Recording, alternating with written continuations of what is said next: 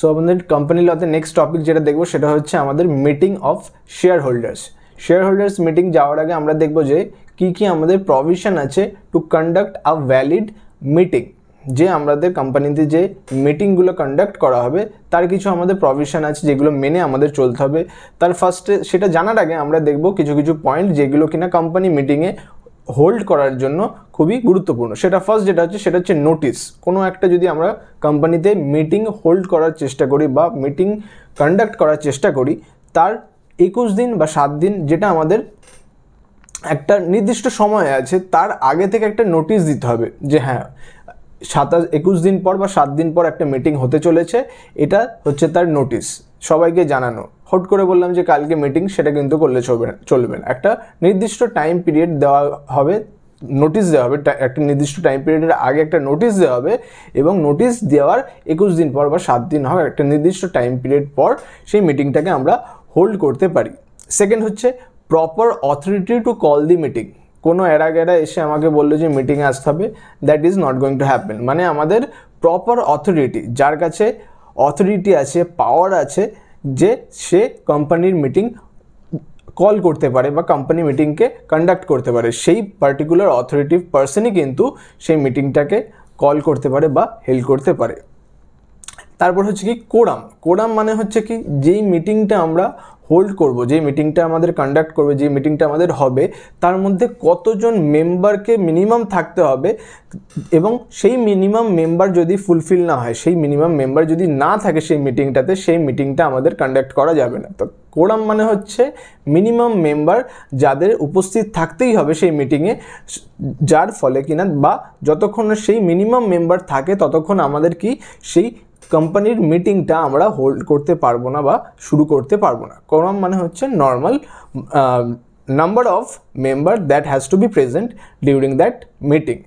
তারপর হচ্ছে কি এজেন্ডা মানে সেই পার্টিকুলার যে আমাদের যে মিটিংটা আমরা করব তার এজেন্ডা কী হবে, মেইন টপিক কী হবে, কী বিষয়ের ওপর আমরা সেই কোম্পানিতে সেই মিটিংয়ে কোন বিষয়ের ওপর আলোচনা করব, সেটাই হচ্ছে আমাদের এজেন্ডা। তারপর হচ্ছে কি মিনিটস আমাদের মানে হচ্ছে একটা সামারি, যেই আমাদের কোম্পানিতে যেই মিটিংটা আমরা কন্ডাক্ট করলাম সেখান থেকে মূল যে আমাদের পয়েন্টসগুলো উঠে আসলো, যেই পয়েন্টগুলো আমরা ডিসকাস করলাম, যেই আমাদের মেন যে জিনিসগুলো আমাদের একটা সামারাইজড ওয়েতে পুরো কোম্পানি মিটিংটা যা হয়েছে সেটা সামারি হিসাবে একটা কোথাও একটা ডকুমেন্টেশন হিসাবে তুলে ধরাকে বলা হচ্ছে মিনিটস। তারপর হচ্ছে কি রেজলিউশন মানে হচ্ছে আমাদের কি আমাদের আউটকাম অফ দি মিটিংটা যেটা হলো সেটার আমাদের ফলাফল কী হলো এবং সেখানে কি আমাদের রেজলিউশন নেওয়া হলো, কি আমাদের ডিসিশনস নেওয়া হলো, গ্রহণ করা হলো, সেটাকে একটা ডকুমেন্ট হিসাবে আমরা নোট করে নিই। সেটাকেই বলা হচ্ছে কি রেজলিউশন নেওয়া, নিউ ইয়ার্স রেজলিউশন আমরা যেটা নিই যে আমরা এই করব।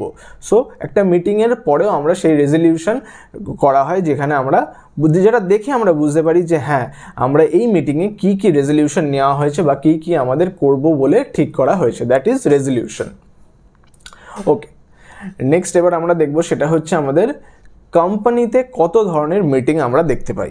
কোম্পানিতে আমরা মূলত 3 ধরনের মিটিং আমরা দেখতে পাই, সেটা হচ্ছে share holders or members meeting. যারা হচ্ছে আমাদের কোম্পানিতে শেয়ার হোল্ডার্স তারা কি আমাদের পার্ট ওনার এবং তাদেরকে আমরা মেম্বারও বলে থাকি। তো শেয়ার হোল্ডার বা মেম্বার্স মিটিং সেটা হচ্ছে এক ধরনের মিটিং। সেকেন্ড হচ্ছে ডাইরেক্টরস মিটিং, যে আমাদের যে বোর্ড অফ ডাইরেক্টরস হচ্ছে তারা কখন মিটিং করে তার ডিটেলস আমরা দেখব সেখানে। এবং সেকেন্ড টাইপের মিটিং হচ্ছে ডাইরেক্টরস মিটিং এবং আদার্স মিটিং, থার্ড হচ্ছে আমাদের আদার্স মিটিং। ওকে, সো আমাদের ফার্স্ট তারপর দেখতে পাচ্ছি যে শেয়ার হোল্ডার্স মিটিংয়ের আন্ডারে কত টাইপস অফ মিটিং আমরা দেখতে পাই। মূলত কোম্পানি মিটিং হচ্ছে 3টে, share holder meeting, directors meeting and others meeting.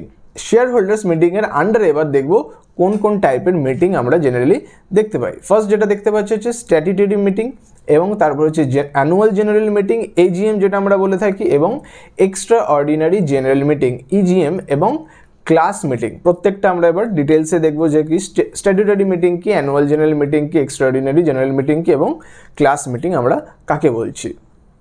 So এই 4টে হচ্ছে শেয়ার হোল্ডার্স মিটিংয়ের আন্ডারে 4টে পড়ছে, এবং আমরা এবার শেয়ার হোল্ডার্স মিটিংয়ের প্রত্যেকটা টপিক ডিসকাস করব। ফার্স্ট যেটা শেয়ার হোল্ডার্স মিটিংয়ের আন্ডারে পড়ছে সেটা হচ্ছে স্ট্যাটিউটরি মিটিং। স্ট্যাটিউটরি মিটিংটা আমাদের এখন কন্ডাক্ট করা হয় না, তার বদলে কি কন্ডাক্ট করা হয়, অ্যানুয়াল জেনারেল মিটিং। আগে আমাদেরকে একটা স্ট্যাটুটরি মিটিং কন্ডাক্ট করা হতো, যেটা কি না যখনই একটা কোম্পানি ইনকর্পোরেট করলো, একটা কোম্পানি আমরা কি করলাম, স্টার্ট করলাম, তার 1 থেকে 6 মাসের মধ্যে একটা কম্পালসারি একটা মিটিং আমাদের কন্ডাক্ট করতে হতো, সেটাকেই বলা হতো স্ট্যাটুটরি মিটিং। স্ট্যাটুটরি মিটিং মানে যেটা আমাদের কম্পালসারি করতেই হবে, তার থেকে কোনো রেহাই নেই, ঠিক আছে। যেমনি কোম্পানি আমাদের ইনকর্পোরেট হলো, স্টার্ট হলো, তার 1 থেকে 6 মাসের মধ্যে এই স্ট্যাটুটরি মিটিং আমাদের আগে কি করতে হতো, কন্ডাক্ট করতে হতো, যেখানে কিনা আমাদের প্রত্যেকটা কোম্পানির কী কী অ্যাক্টিভিটি হতে চলেছে সেই নিয়ে সব মেম্বার এবং ডাইরেক্টরস মিলে সবাই এই মিটিংটা কন্ডাক্ট করতো।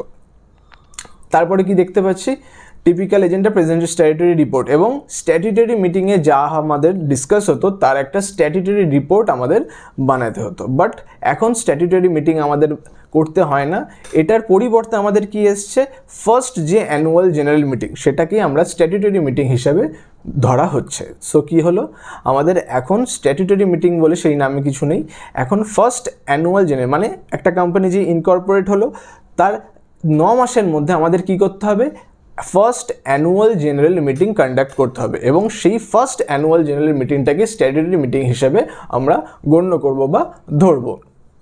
ফার্স্ট অ্যানুয়াল জেনারেল মিটিং হচ্ছে কোম্পানি স্টার্ট হওয়ার, ইনকর্পোরেট হওয়ার 9 মাসের মধ্যে সেটাকে কন্ডাক্ট করতে হবে, এবং প্রত্যেক বছরই আমাদের অ্যানুয়াল জেনারেল মিটিং একবার কী করতে হবে, কন্ডাক্ট করতে হবে। এবং ফার্স্ট অ্যানুয়াল জেনারেল মিটিং তো 9 মাসের মধ্যে করতে হবে, এরপরে যে আমাদের নেক্সট বছরে যে অ্যানুয়াল জেনারেল মিটিং করতে যাব তার মধ্যে কত টাইম পিরিয়ড থাকা চাই, 15 মাসের মধ্যে।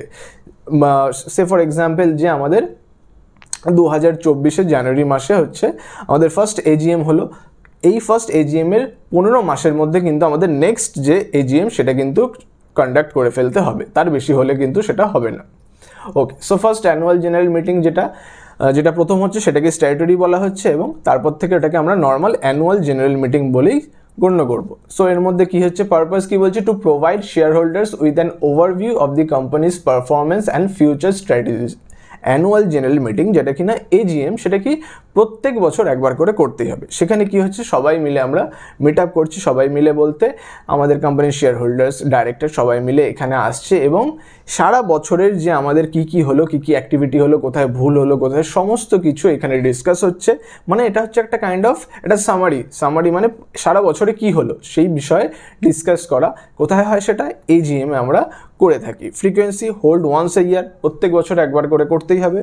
এবং তারপর কি বলছে, টিপিক্যাল এজেন্ডা মানে কি, আমাদের এর উদ্দেশ্য হয় কি, অ্যানুয়াল জেনারেল মিটিংয়ের উদ্দেশ্য কি হয়, অ্যাপ্রুভাল অফ ফিনান্সিয়াল স্টেটমেন্টস। বছরের শেষে কি হয়, আমাদের ফিনান্সিয়াল স্টেটমেন্ট বানানো হয়, balance sheet, profit and loss, সেইগুলোকে আমরা অ্যাপ্রুভ করা, হ্যাঁ যে সব ঠিক আছে, সারা বছরের আমাদের স্টেটমেন্ট বানিয়ে সেখানে এজিএমে সেটাকে অ্যাপ্রুভ করা হয় আমাদের ফিনান্সিয়াল রিপোর্টগুলো।